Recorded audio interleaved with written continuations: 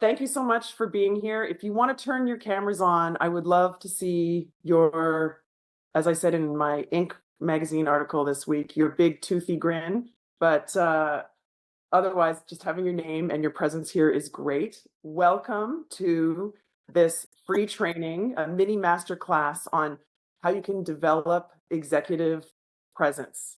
We've got a lot to get through here.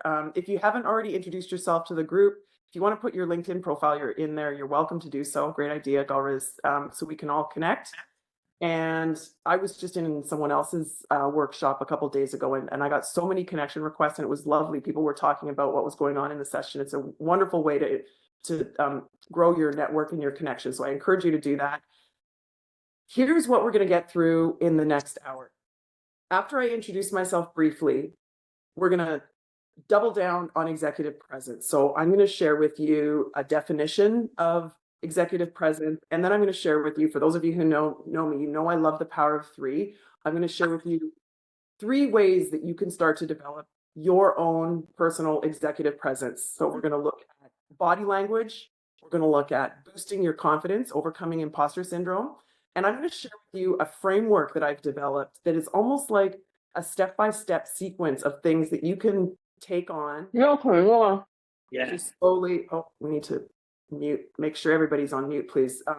You can slowly, sequentially develop your executive presence. Towards the end, I'm going to provide you with an offer that I know is going to help you develop your personal brand or your executive presence. And I'm also going to share with you how you can easily download and access the slides. So I am going to share with you some slides just to make it easier. I know from the research on how we learn that when you hear it and you see it and you read it, and then when you read it again, it's more likely to get into your brain. It's really important to me that you don't just walk away and say that was a nice hour, that it actually makes an impact. So the reason I'm making the slides available to you is I don't want you to have to be madly, taking screenshots or madly writing things down. I want you to be really present. I want you to be participating in the chat. If you haven't already introduced yourself, please do so.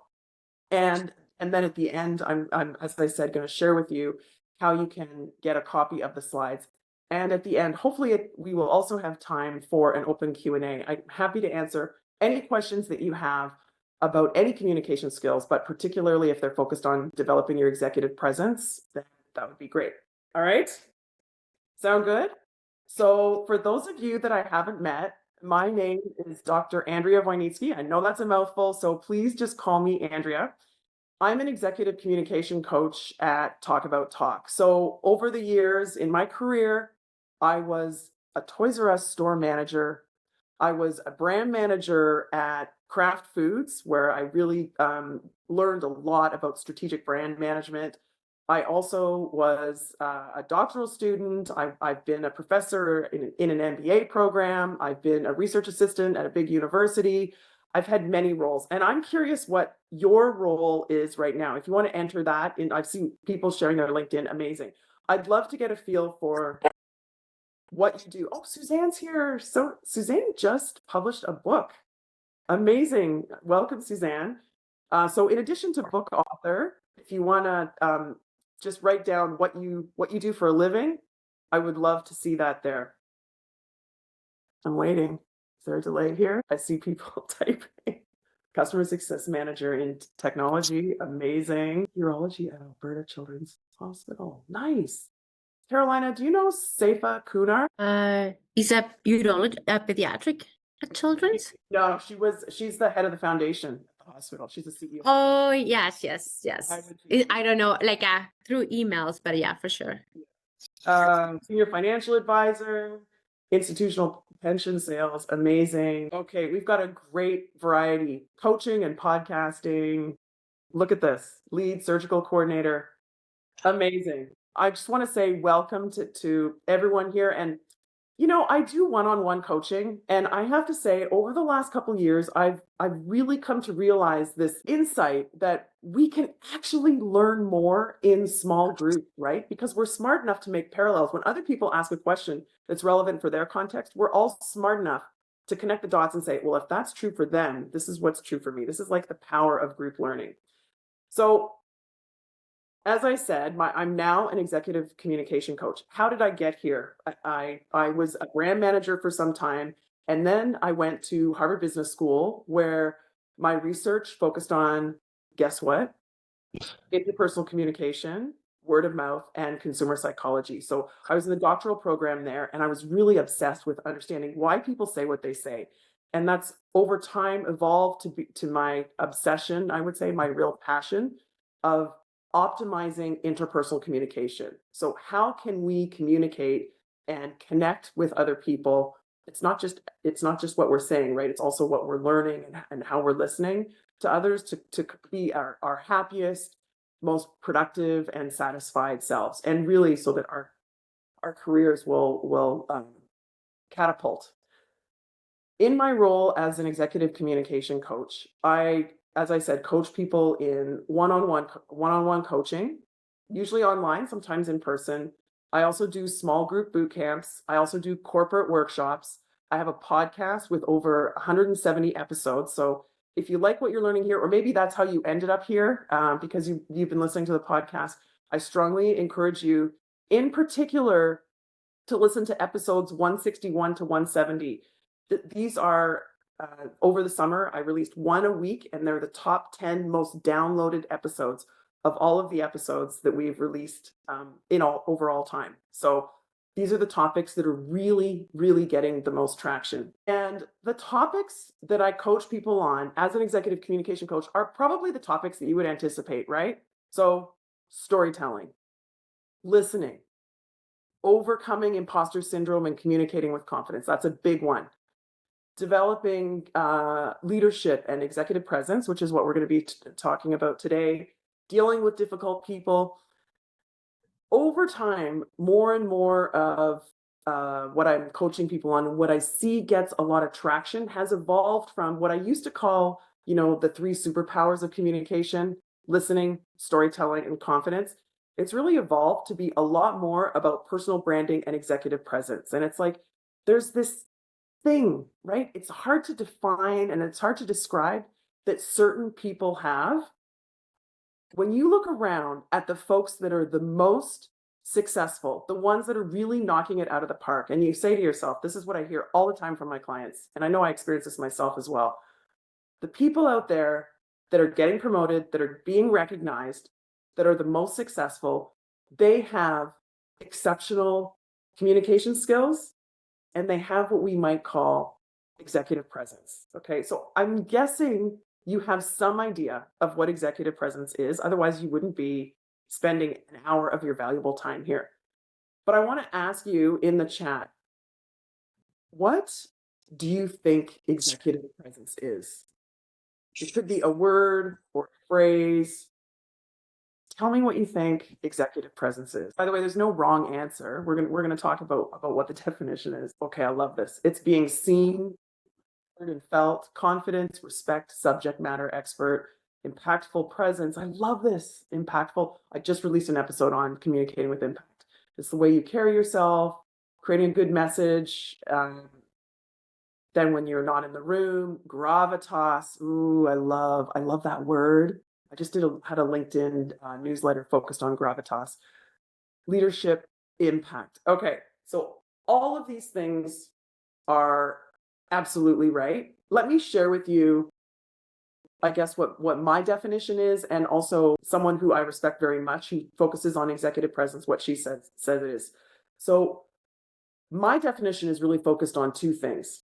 It's confidence and an ability to inspire people. So a couple years ago, I actually did a day-long workshop with a bunch of very senior executives at an organization, the leaders, the C-suite. And we were talking about executive presence. And this is kind of where we landed on, right? It's, you exude confidence and credibility, but you also have the ability to inspire and focus people on a message, right? So it's like you're doing the people leadership, but it's from a position of confidence and credibility, that you are probably feeling yourself, but definitely also communicating to other people.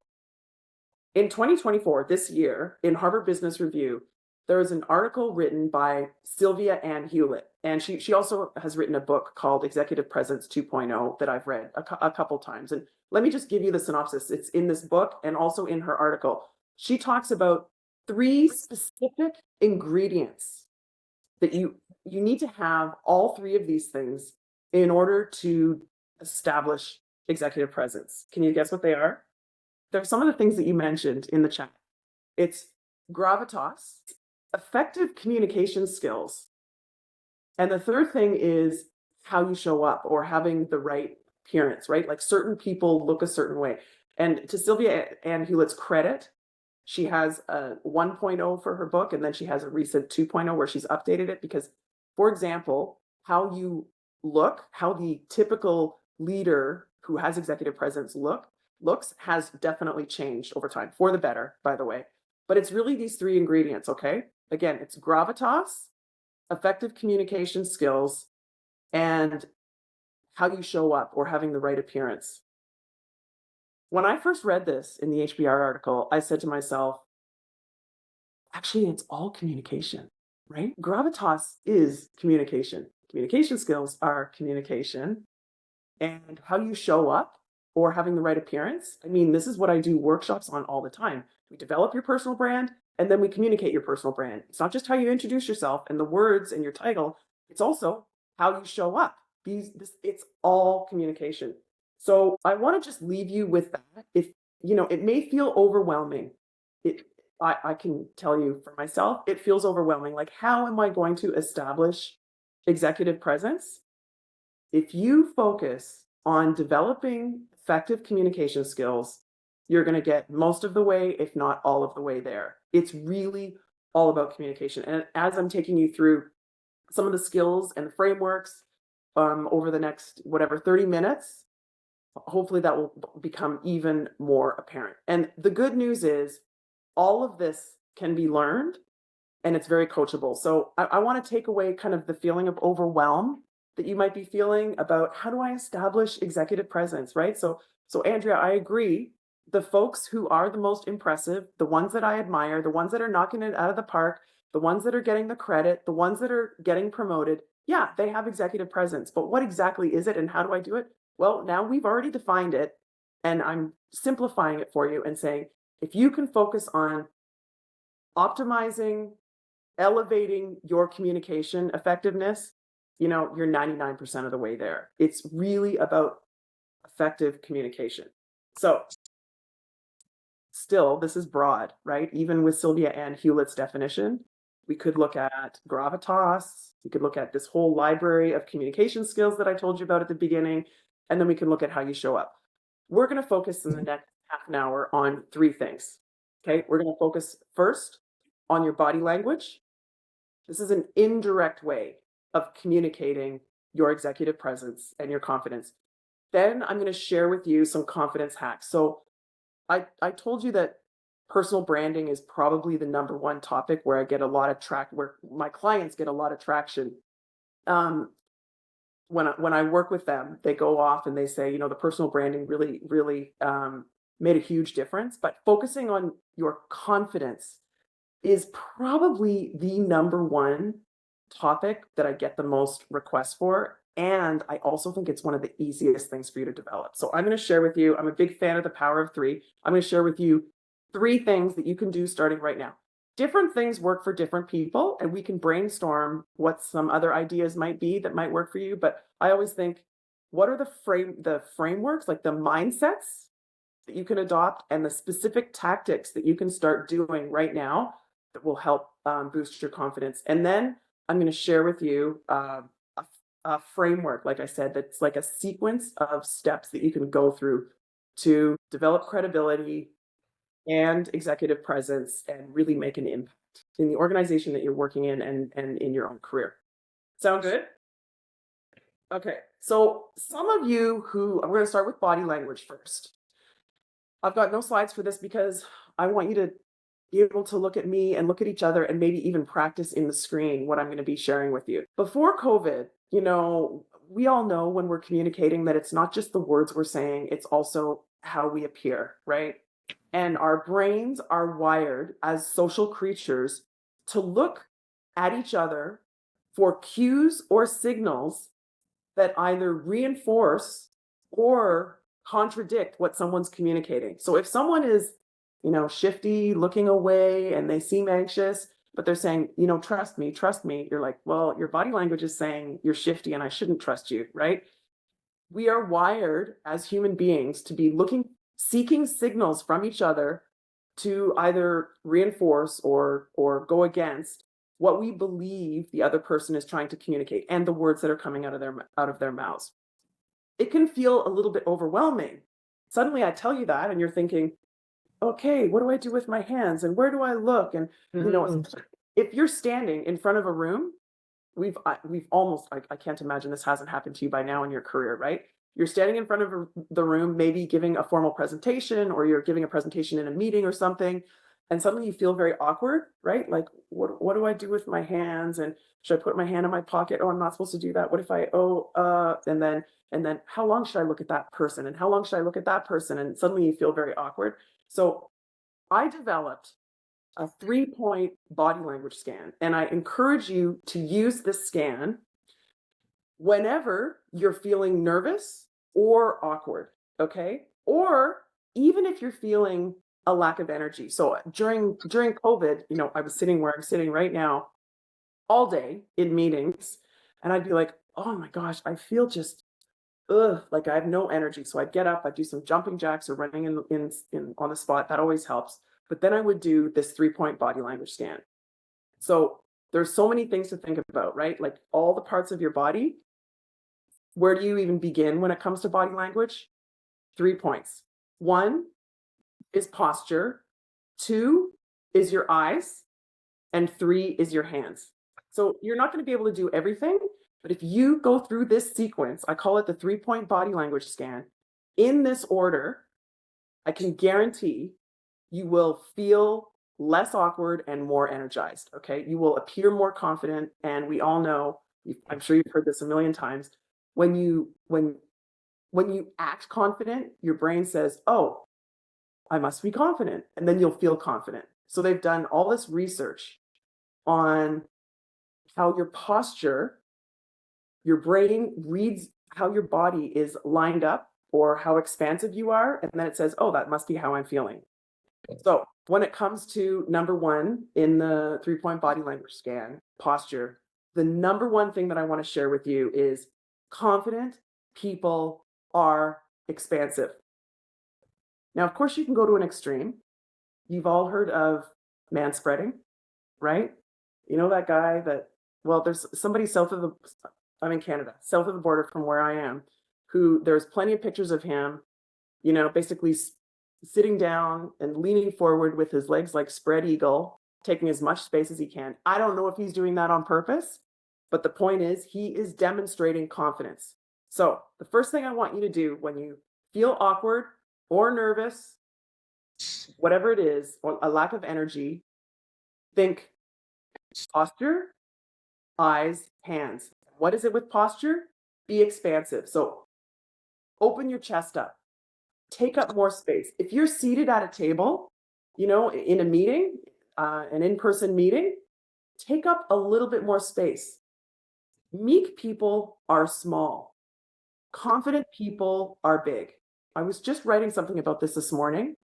In my experience as an executive communication coach, I was going to say 99, it's probably 95% of the people that I coach need help boosting their confidence. There is the 5% who have been told that they come across as arrogant, and we need to work on how to adapt that. But I'm going to guess none of you are in that category. We need to convince ourselves and other people that we are confident and credibility, and this is going to drive your executive presence. So you want to be big. What does that mean? It means shoulders back, right? Amy Cuddy has this famous TED Talk where she talks about the Wonder Woman pose. So standing up, taking a deep breath, you're puffing your chest out, putting your hands on your hips and acting like a superhero, right? When your brain says, wait a minute, why are you standing so confidently? I guess I'm confident. And suddenly even your blood chemistry will change and you will feel more confident. So be expansive. Confident people are open. They're big. Meek people are small. Okay. If you are seated at a table, I used to say this during COVID, and I know that it got a lot of traction. And since then, people have been saying, even when we're in face-to-face meetings, you're kind of feeling like you're lacking energy. So when you're reminding yourself of this 3-point body language scan, think of wherever you are, whether you're standing or sitting, especially if you're sitting virtually or in person, think of the 90, 90, 90, 90. So 90 degrees of your torso to your thighs, and then from your thighs to your shins, and then from your shins to your feet. And if you can sit symmetrically, right? All of us, and you're standing up straight and you're being expansive, you will feel your energy and your confidence grow. Okay. So that's the first of the 3-point body language scan is your posture. Sit up or stand up, be expansive. And if you're sitting, then do the 90, 90, 90. The second thing is your eyes. So, the saying, I see someone eye to eye. I can see all of you on my screen here, but I'm trying to look at the camera. And the reason I'm doing that is because we have this saying, like, you see someone eye to eye. When you see someone eye to eye, it's like a metaphor for being on the same level of someone. If you are online, try to make sure that your camera is at the same kind of horizontal axis to where your eyes are, and do make eye contact. So I tell people, you don't need to look at the camera 100% of the time. We're smart enough, when I'm looking down and I'm seeing Lisa and Megan and Audrey and Jody, and I can see your names, and that I'm looking down at the screen right now, right? You're smart enough to internalize that, especially over the last couple of years. That said, when I look at the camera, your brain is saying, Andrea's looking right at me, right? So here's what I say. You don't need to look at the camera all the time, but do look at the camera, especially when you're making your most important points. So if you're in a meeting, you don't need to be staring at the camera the whole time. But when your boss asks you what you think about something, you better look right at the camera. We are wired to believe the people who are making eye contact with us. So back to the 3-point body language scan. If you're feeling awkward, lack of energy, lack of confidence, and someone says to you, and you say to yourself, what am I going to do? 3-point body language scan. Posture, and then say eyes. Where am I looking? Am I avoiding eye contact? If you're in a room, you're giving a formal presentation, make sure, most of us have a bias. When I was teaching, I would always look to the right. Make sure you're looking to the right and to the left. Make sure you're pausing and looking at people in the eye and smiling at them and nodding at them and making eye contact. We make eye contact with people that we like better for longer, and other people know that. Again, as I said, we're like social learners, and we're always looking at each other for signals. If someone's not making eye contact with us, we think they're avoiding eye contact because they must have something to hide. Okay, so now we've done 2 of the 3 in our 3-point body language scan. The third one is your hands. Here's what you need to know about your hands. We trust people whose hands we can see. So if I never show you my hands, you probably, at least in an online meeting, would not be conscious of it, but subconsciously, your brain would be thinking, what is she hiding from me? Because centuries ago, maybe millennia ago, we didn't know whether someone had a rock or a spear, or in more modern times, a gun or a knife or who knows what, right? That they were hiding, that they were going to take out on us. So if you're standing in front of a room, I tell people to do the steeple position. You don't want to put your hands in your pockets. You don't want to put your hands behind your back. Put your hands in the steeple position. I'm going to stand up for a second, just like this, right? Just let your arms loosely dangle down. Put your hands. It feels a bit awkward the first time you do it, but after a while, this is like neutral ground. This is where you go when you feel like you're not sure what you're doing with your hands. Otherwise, use your hands to reinforce what you're communicating. If you've got 3 points for a 3-point body language, and then scan, and then you say the first point, the second point, and the third point, again, what you're doing is you're reinforcing what you're saying. It makes us trust you more. It makes it more interesting. If you're in an online meeting like we are right now, make sure that your hands are staying in the frame. You might even want to practice doing this. If you are talking to people and your hands are kind of flitting outside of the screen, I used to make this joke, like when I go like this, you don't know what my hand is doing right now. I could be waving, I could be giving you a thumbs up, I could be giving you the finger. You have no idea, right? So make sure people can see your hands. If you're in an online meeting, I find this one really helpful. If you're feeling self-conscious and you're in an online meeting and you're not sure what to do with your hands, remember, people trust you if they can see your hands. But if you have them like on the table like this, you're going to look nervous. So loosely clasp your hands on the table, unless you're writing something down, right? Loosely clasp your hands, and that's like the neutral, I can be trusted position. Take me less. So I'm just going to put you on mute. There we go. So that's the 3-point body language scan. I wanted to start with that because it's easy to remember. It's only 3 points. You can start actioning it. Like literally, as I was teaching this to you, I hope that you were thinking, okay, I'm more conscious of my posture. I'm trying to be expansive. I'm making eye contact. I'm practicing looking at the camera. I'm looking at people. I'm conscious of where my eyes are. And I now know that when people can see my hands, they trust me. So it's not that I'm like this the whole time. I'm not doing jazz hands, right? But you're reinforcing what you're saying. You've got 3 points of your body language, the body language scan, and you're using in online meetings, you're keeping your hands in the frame. And if you're in front of an audience, remember the steeple position. If you're seated at a table, hands lightly clasped. Do not put both hands in your pockets, and never jingle keys or coins or whatever's in your pocket. Try and keep your hands out of your pocket. Maybe put one, if you're up in front of a group for a long time, you can put one hand in your pocket casually while you're talking with your other hand, right? But just remember, people trust you more if they see your hands. All right. Now I'm going to share, that's the first of the 3 things I wanted to share with you about executive presence. The second thing, I'm going to pull up some slides here. Can everyone see that? I can only see a few of your faces. Okay, good. So we've gone through the 3-point body language scan, posture, eyes, and hands. Now I'm going to take you through 3 confidence hacks. So as I said, there are so many things, mindsets, and tactics that you can adopt to improve your confidence. These are 3 that I myself use and that I see people using, and that it really works very well for them as well. Okay, let's get into this. First of all, know that most of us, in fact, almost all of us, experience imposter syndrome. There are really 2 types of speakers in the world: those who are nervous and liars, according to Mark Twain. He had some amazing sayings, by the way. I love this. I think it's true.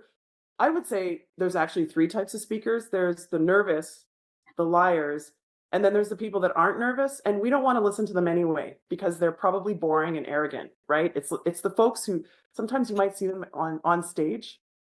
You go to a conference and there's a panel of people up on stage, and there's 4 guys or people on bar stools chatting, and one of them is just clearly not at all nervous. In fact, they don't even care. You don't want to be that person, right? Here's the insight. Feeling a little bit of nervousness is actually a good thing, and I really mean that. Here's the first tactic. It's actually a mindset. When you feel that shot of adrenaline, I do this myself. I felt a shot of adrenaline before I went into the Zoom meeting here. Reframe that shot of adrenaline, that nervous energy, as positive. So that when you feel or experience, however it shows up for you, for me, I get kind of hot and sweaty, and I feel like the butterflies. I feel it in my chest. I feel like adrenaline, right? So as soon as I feel that, I go, oh, that's what's going to provide me with the positive energy. So I've been talking about this for years. Recently, I read some research that talked about how people are reframing nervousness before they, for example, compete in the Olympics. They reframe it as excitement. So that feeling, that adrenaline that you feel, they reframe it as excitement, and then it fuels their performance. So I call it positive energy. They call it excitement, whatever. When you feel it, instead of going into a negative spiral, you can boost your confidence and benefit from the adrenaline that you might be experiencing by reframing that nervous energy as positive energy. Got it? And this is going to help you develop your executive presence. You can, in my mind, I know some people quite well who are very senior leaders who ooze executive presence.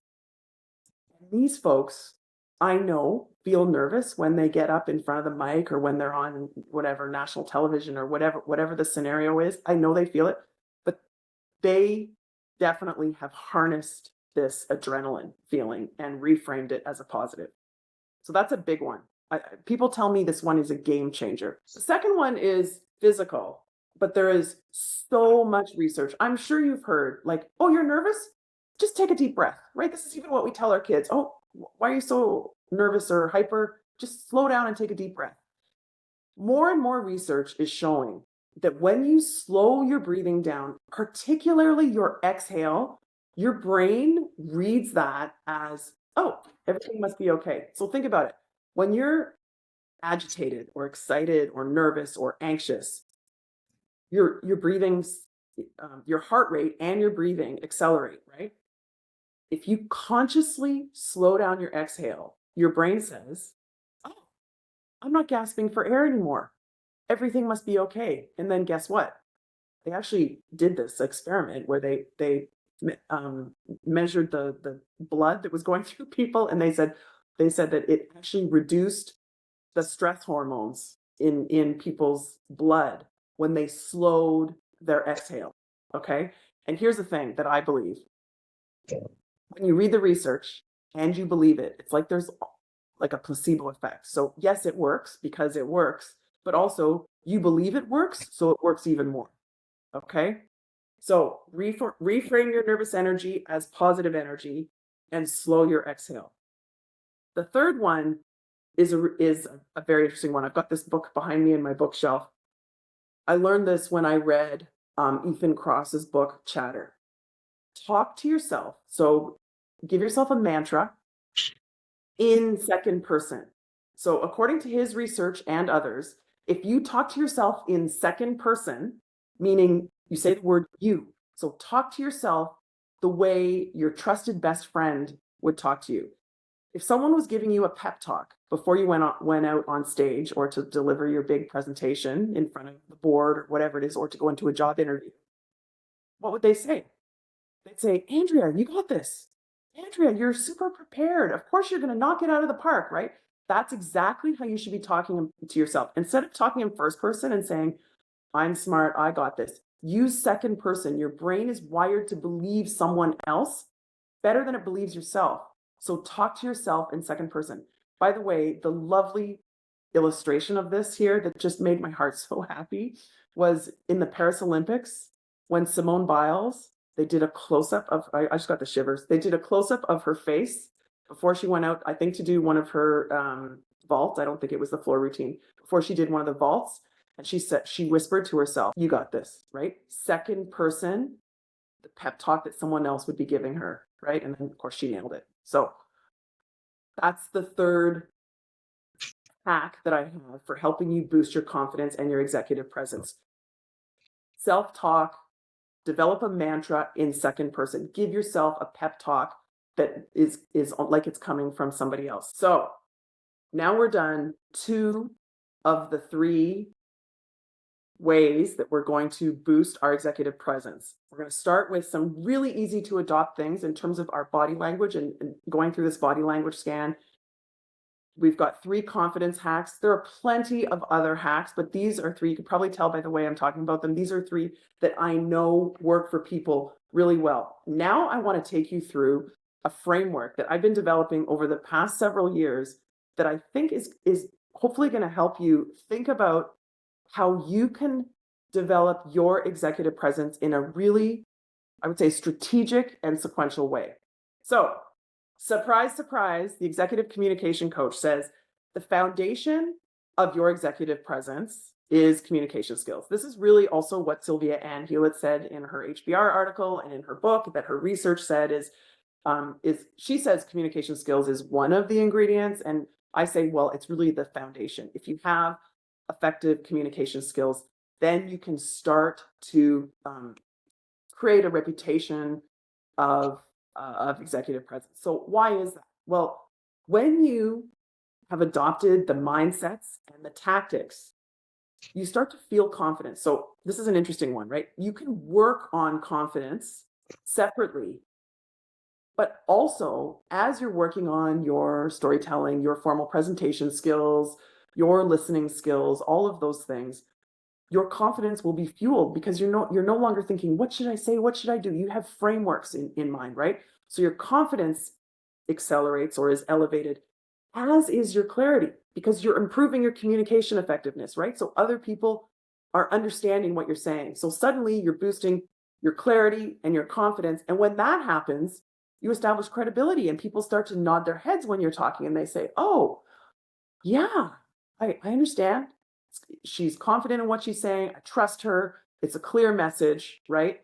You establish credibility. And this is really what you need in order to create an impact. And once you create impact, this is my generic term for what happens when you establish executive presence. You create impact on your own career, you create impact on other people, you create impact in your organization, you start meeting your strategic goal. So today, in this short hour, I feel like I'm talking a mile a minute here. As I said, I'm going to share the slides with you. We've started to work on your communication skills in terms of your body language.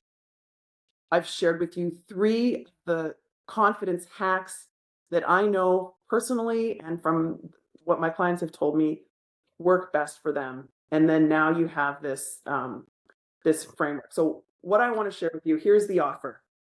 Based on this framework that I pulled together, I've decided to create an executive presence bootcamp. So over the last, I would say 2 years, I've run probably 10 boot camps focused on personal branding, and the graduates of the program keep saying to me, so what's next? What's next? What's next? And I'm thinking in the back of my head, I think it's executive presence.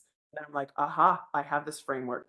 So in 4 weeks, we're going to, at the month of October, so a month from now, we're going to go through this program where you're going to learn 3 ways that leaders communicate with impact, how to demonstrate leadership. We're going to spend actually an entire week focusing on the different ways that you demonstrate leadership. We're going to talk about how to control your narrative, specific ways, in the same way that we talked about specific ways to grow your confidence, specific ways to communicate with precision and clarity, and also how to listen like a leader. So much of our effort when we think about communication skills is about how we're talking as opposed to how we're listening. And I don't know about you, but the best leaders that I know, the best communicators that I know are really good listeners. So I have some frameworks and actually a new paradigm for how you can think of listening in a way that will help you with that. So what you get in the boot camp, you get 4 live coaching sessions, small group, usually it's around 10 people or less. Coaching sessions, you get detailed worksheets, you get basically a workbook with lots of resources in it. And you also get 24/7 access to a private bootcamp community. I'm also going to be providing 2 bonus Q&A sessions where it's like, I don't have an agenda. You can ask me anything about executive presence or any other communication skills. Also, I'm going to provide you with access to the personal branding online masterclass, which has everything in it, truly everything in it that I coach my clients in on personal branding. So you get a lot from this. The price is normally $950. For the next, I guess, week and a half, you can save $250 if you just go to talkabouttalk.com/October 2024.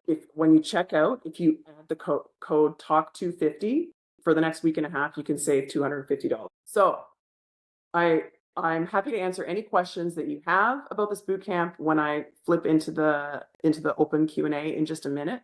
But I'm also happy to answer any questions that you have about executive presence in general, about the framework that I shared, about the confidence hacks, about body language, or anything else to do with communication. This is just a quick summary here.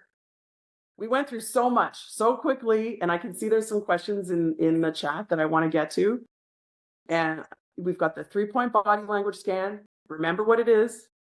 I use the power of 3 all the time on purpose because I know you can remember 3 things. We all can remember 3 things. It's posture, eyes, and hands. And then the 3 confidence hacks. You don't need to memorize these, but I encourage you to choose which one of these 3 you think you can get the most traction on. Is it reframing your nervous energy into positive energy? Is it slowing your exhale? That's a darn easy one, and I'm telling you, it works. Or is it adopting a mantra and talking to yourself in second person? Like, Andrea, you got this, okay? And then I want you to consider where in this executive presence framework you can get traction, right? We can all improve our communication skills. Should you be focusing a little bit on clarity and precision and or confidence? And then the rest of it comes, right? The credibility is a result of that. And then you're able to create impact. And that's you've established executive presence. Oh, this is the wrong month here. It's October 2024. If you go to talkabouttalk.com/October 2024, don't forget you can save $250. And if you want a copy of all of these slides, stop sharing here. If you want a copy of all of these slides, here's what you got to do. I think I'm connected with most of you on LinkedIn. If I'm not, I'm going to ask Priscilla, maybe you can put my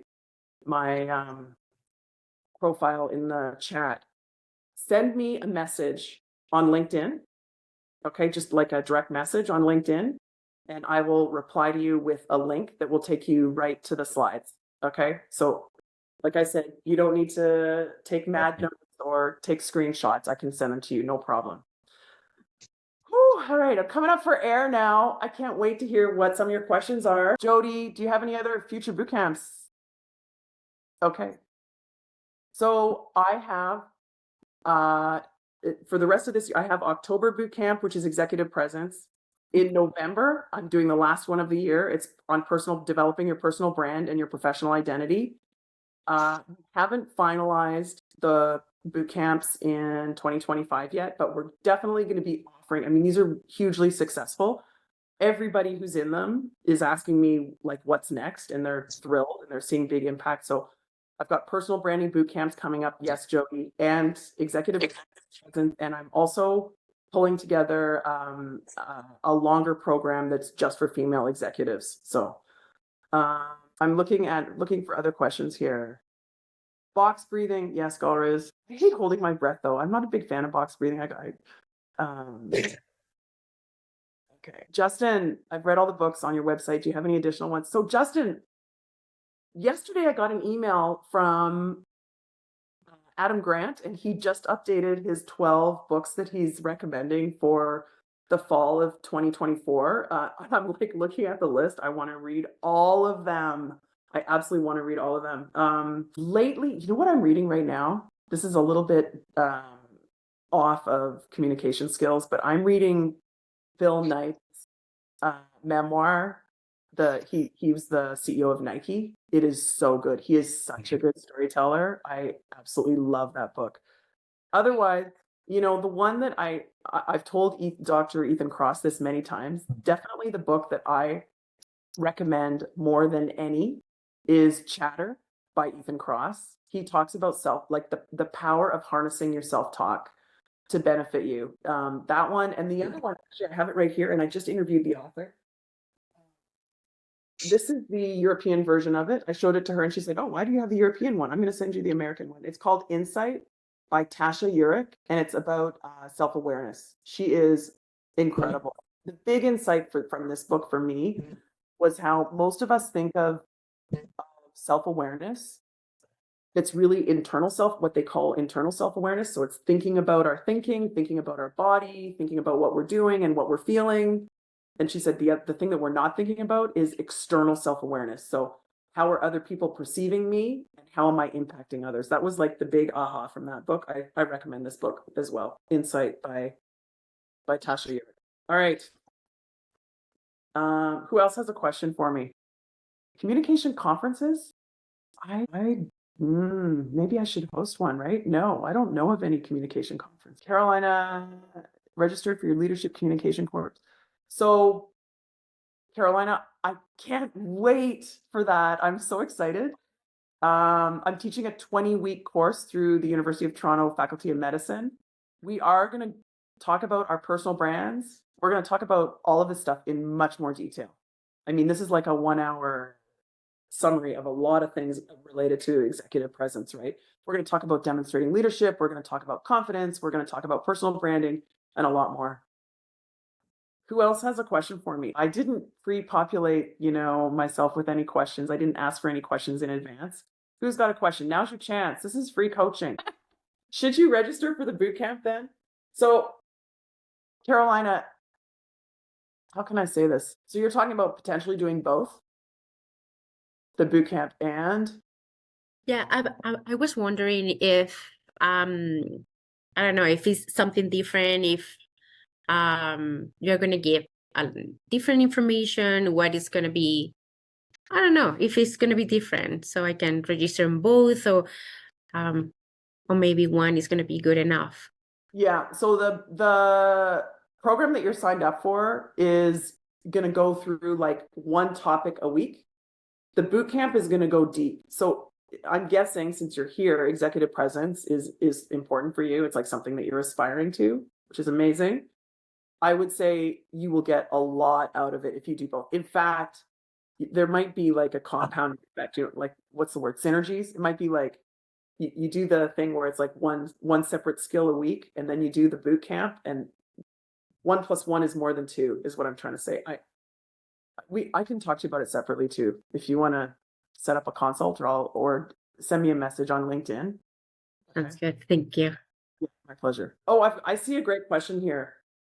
What is the impact of being overconfident? So I said at the beginning that 95, maybe even 99% of the folks that I coach truly need to overcome imposter syndrome and communicate with more confidence.